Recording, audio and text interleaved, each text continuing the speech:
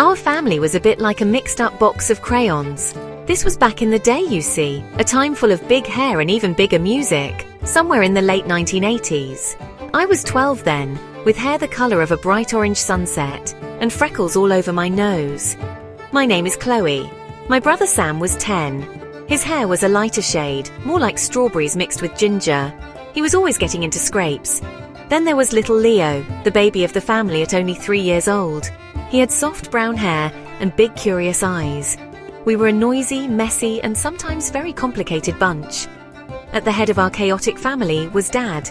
Dad was bald, and his head would get very shiny when he was cross, which was quite often. He had a temper that could flare up like a match, especially after he'd had a few drinks from the special bottles he kept in the high cupboard. The doctors said he had something called bipolar disorder, which meant his moods went up and down like a yo-yo. One minute he could be laughing and telling the best jokes, and the next he would be shouting about something small, something silly. And that something was almost always about the teaspoons. Then there was Mum. Mum was our anchor in the storm. She had short, spiky hair, bleached so blonde it was almost white. It was very cool for the time. She was the opposite of Dad. Where he was loud and angry, she was quiet and calm. She would wrap her arms around us when Dad was shouting, her soft jumper smelling of fabric softener and a little bit of her hairspray. She tried to keep the peace, a difficult job in our house. She would tell us that Dad didn't mean it, that it was just his illness talking, but sometimes it was hard to believe that. Our house was small and always felt a little crowded with the 5 of us. It was filled with our toys, my homework books, Sam's muddy football boots, and Leo's building blocks. It was a normal house in many ways, on a normal street. But it had a secret. A very strange secret that started and ended with the cutlery drawer in the kitchen. Specifically, it was about the smallest members of the cutlery family, the teaspoons. They had a habit of disappearing one by one into thin air. And this simple, silly thing caused the biggest problems of all. Dad's obsession with the teaspoons was legendary in our house. It was more than just an annoyance. It became a huge dark cloud that hung over us. It always started the same way. He would go to the kitchen to make a cup of tea, his favorite thing to do in the morning. He would open the cutlery drawer, the one with the green plastic tray inside, and he would start rummaging. The sound of metal clattering against plastic was the first warning sign, a quiet rumble before the volcano erupted. Then, the shouting would begin, echoing through our small house and making us all jump. Where are they? Where have all the bloody teaspoons gone? He would pull the drawer right out of the cabinet, tipping the forks and knives and big spoons all over the counter in a messy silver pile. He would stand there, his face getting redder and redder, his bald head shining under the kitchen light. It was a terrifying sight. He would point a shaky finger at us, his eyes wide and angry. "You kids, you've thrown them away again, haven't you? With the yogurt pots?" This was his favorite theory. He was completely convinced that one of us, usually me or Sam, was so careless that we would finish our yogurt and throw the spoon straight into the bin along with the empty plastic pot. We told him again and again that we didn't. We were so careful. We would lick the spoons clean and put them right by the sink. We were scared not to, but he never, ever believed us. It was always our fault. He would make us go through the smelly kitchen bin, picking through old tea bags and potato peelings, searching for the missing spoons. We never found a single one in there. The spoon rages could last for hours. He would stomp around the house, muttering to himself about how nobody respected anything, how we were wasting his hard-earned money by throwing away cutlery. Sometimes he would get so angry he would punch the wall, leaving a small dent in the plaster. Mum would rush to calm him down, telling him she would buy more spoons, but that only made him angrier. That's not the point. The point is the disrespect. The missing teaspoons weren't just about spoons. For Dad, they were about everything that was wrong in his world. While Dad was the hurricane, Mum was the quiet place in the middle. She had a special way of dealing with the spoon rages. She never shouted back. That would be like adding petrol to a fire. Instead, she would move around him quietly, like a gentle breeze. She would start making his cup of tea, using a big dessert spoon to stir the sugar in, pretending it was completely normal. She would talk to him in a low, soft voice, trying to change the subject to something else, something happier. "Look at the garden, love," she might say. "The roses are looking beautiful today." Her main job, though, was to protect us kids. When Dad started shouting, she would give us a look. It was a secret signal that meant, "Go to your room, stay quiet." Sam and I knew the drill. We would creep upstairs, taking little Leo with us, and close my bedroom door.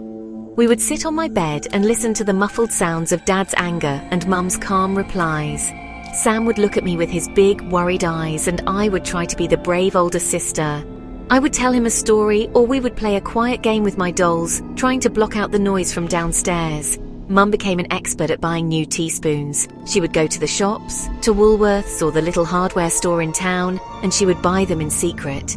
She wouldn't buy a whole fancy set, just 2 or 3 plain ones at a time. She would sneak them into the house in her handbag and wait until Dad was out or in a good mood. Then she would quietly slip them into the cutlery drawer, hoping he wouldn't notice they were new. It was a temporary fix, a little patch on a big hole. We all knew that in a week, or maybe 2, the new spoons would disappear too. Over the years, Mum's face started to show the strain. Little lines appeared around her eyes and mouth. Her smile didn't always reach her eyes anymore. She loved Dad. I know she did. She would tell us about the man he was when he was well, the funny, charming man she had married. But living with the anger, the shouting, and the constant strange mystery of the missing spoons was wearing her down. She was the glue holding our family together, but sometimes I worried that the glue was starting to dry out and crack. The disappearance of the teaspoons was a constant nagging puzzle in our house. It wasn't like they all vanished at once. It was a slow, creeping process. One week we would have a healthy collection of 8 or 9 teaspoons in the drawer. Mum would have just done a secret shopping trip. We would be able to have our yogurts and our cups of tea without any trouble.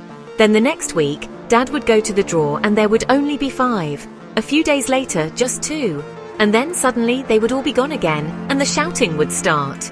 We all developed our own theories about where they could be going. I was convinced for a while that Sam was taking them. He liked to dig in the garden, making mud pies and looking for worms. I thought maybe he was using them as little shovels, and then forgetting where he had buried them. I spent a whole afternoon digging up Mum's flower beds, searching for a secret treasure trove of spoons. All I found were worms and stones, and I got into trouble for making a mess. Sam swore he didn't take them, and when I looked into his honest, freckled face, I believed him. Sam had a different idea. He thought it was a ghost. Our house was old, and it made strange noises at night. Sam was sure that a naughty ghost was sneaking into the kitchen when we were all asleep and stealing the spoons for some ghostly purpose.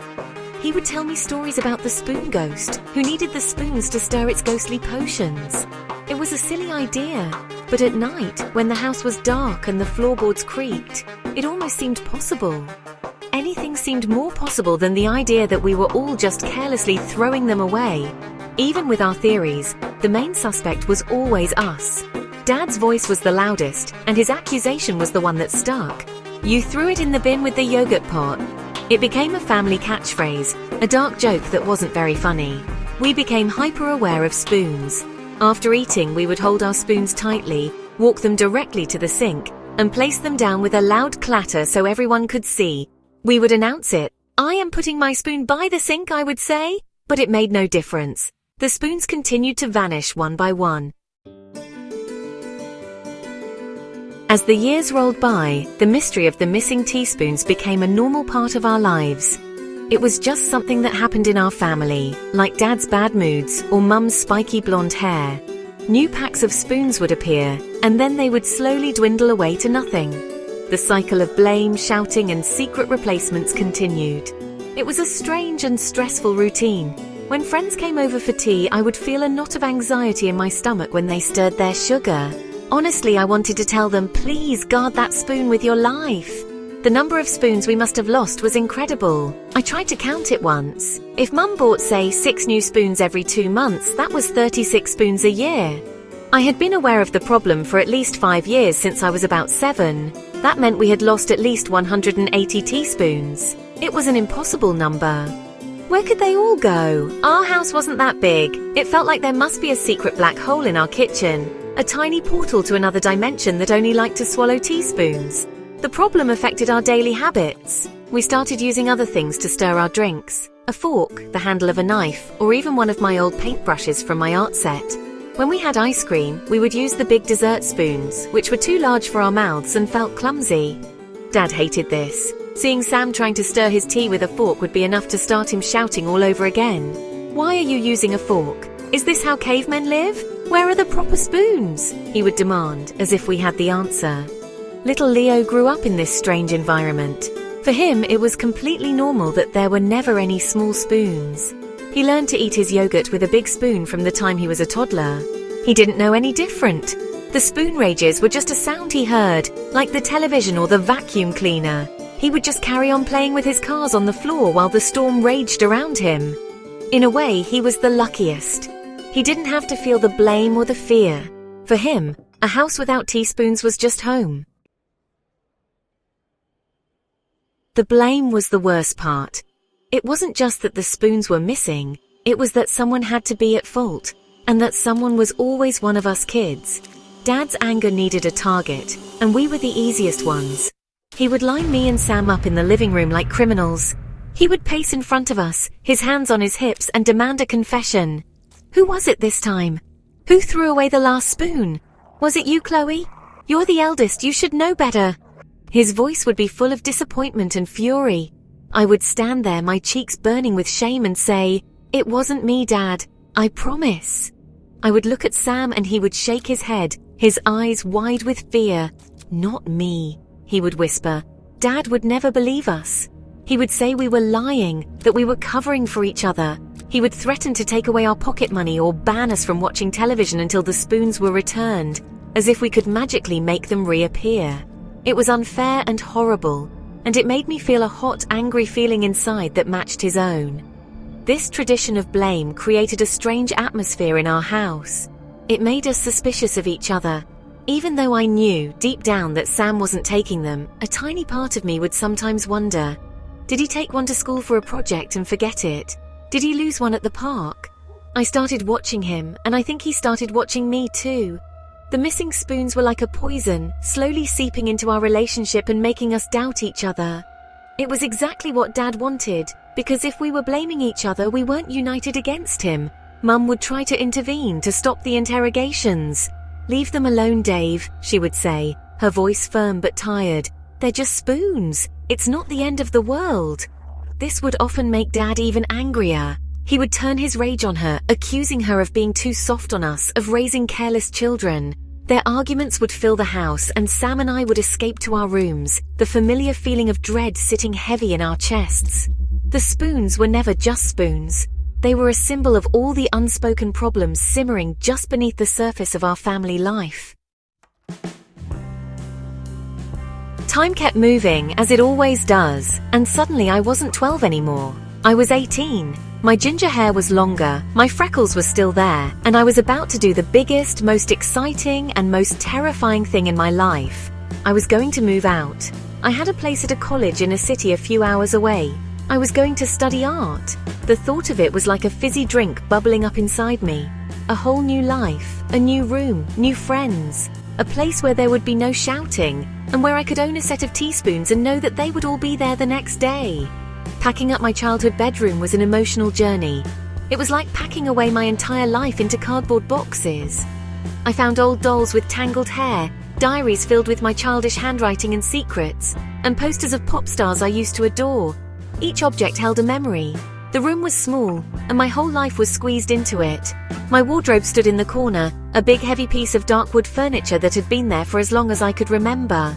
It was full of clothes I had outgrown and books I'd already read. My family reacted to my leaving in their own ways.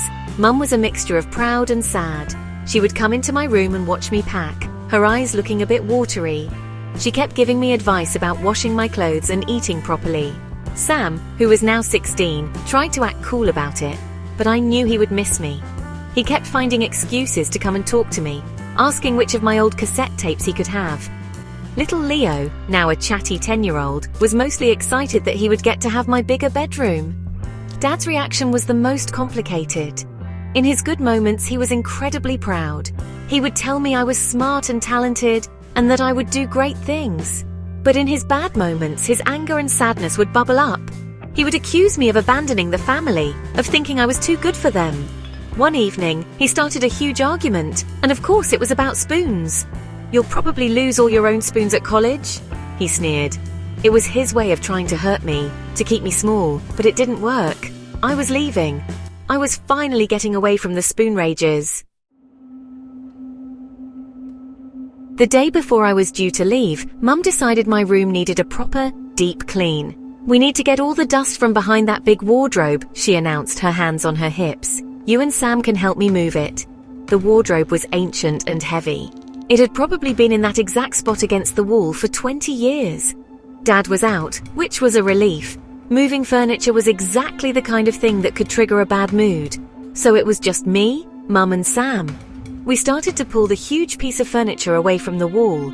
It was hard work. The wardrobe scraped loudly against the floorboards.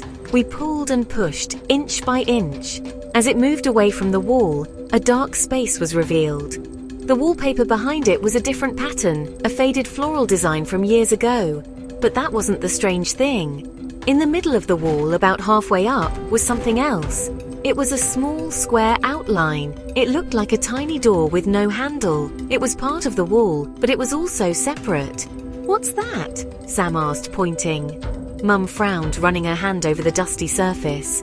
She pushed against one side of the square, and with a quiet click, it swung inwards. It was a door, a secret cupboard hidden in the wall. It had been concealed behind my wardrobe my entire life. We all stared into the dark space, our hearts beating a little faster.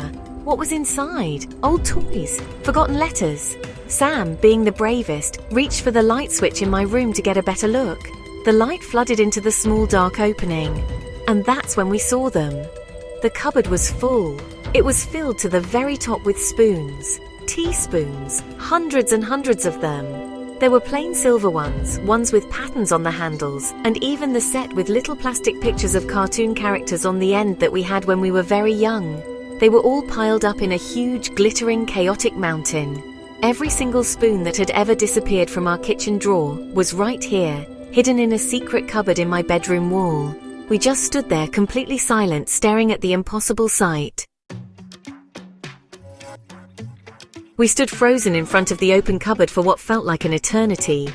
The sight of all those spoons glinting in the light was unbelievable. It was like finding a pirate's treasure. But instead of gold coins, it was years of our family's anxiety and anger, all piled up in a shiny heap. Mum was the first to move. She reached in slowly, her hand trembling slightly, and picked one up. It was a simple, plain spoon, one of the many she had bought from Woolworths over the years. She just looked at it, turning it over and over in her fingers. She didn't say a word. Sam started to laugh. It wasn't a happy laugh. It was a strange, shocked sound. "The spoon ghost," he whispered, looking at me. "I told you it was real." He reached in and grabbed a handful, letting them cascade through his fingers with a musical clatter. It was so bizarre, so utterly mad, that I almost wanted to laugh with him. All those years of being shouted at, all those hours spent searching through the smelly bin, all the blame and all the fear. And here was the answer. Or was it? It felt more like a bigger question. Mum quickly shut the little door. "Don't tell your father," she said, her voice low and serious. "We will not say a word about this. Ever." She looked at me, then at Sam, making sure we understood. We helped her push the heavy wardrobe back against the wall, hiding the secret once more. It was our secret now, the three of us. We would let Dad continue to believe that the spoons were lost forever, thrown away by his careless children. It seemed kinder somehow. To show him this would be to show him... what? His own madness? Or something even stranger? And so the mystery of the missing teaspoons was solved, but also, it wasn't. We had found the spoons, but we had not found the person who put them there. Was it Dad?